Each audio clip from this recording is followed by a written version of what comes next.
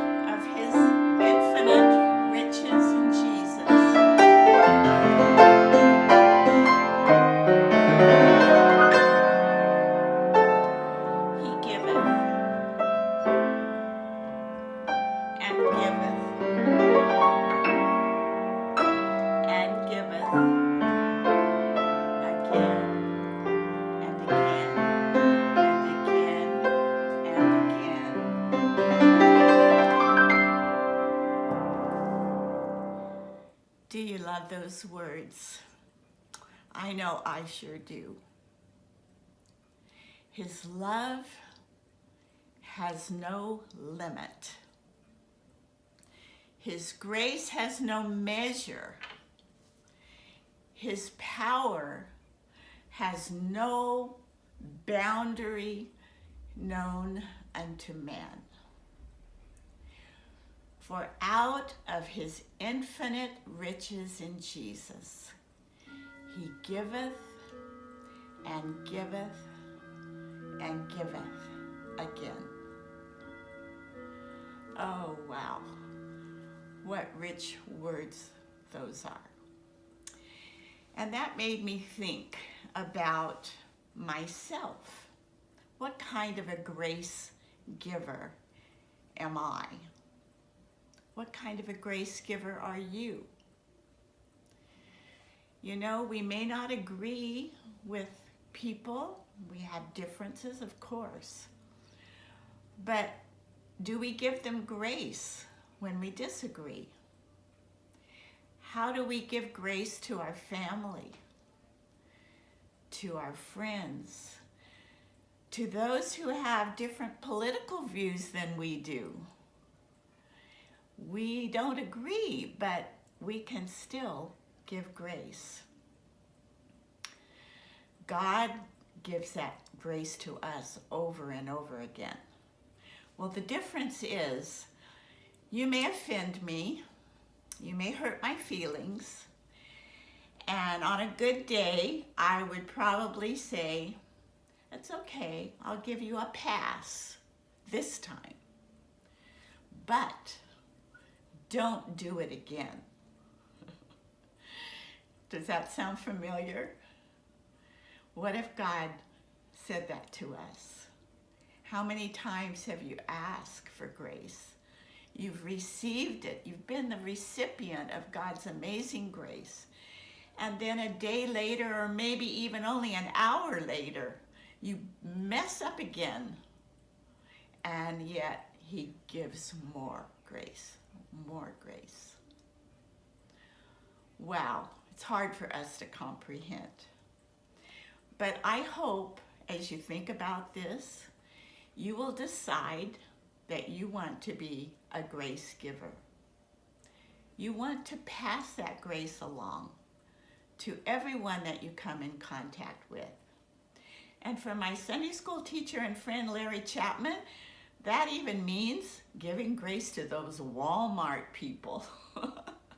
We've heard so many stories about his experiences there, but I know he does give them grace. So think about it today, and as you go about your day and your week, see how many chances God will give us to extend that grace. God bless you.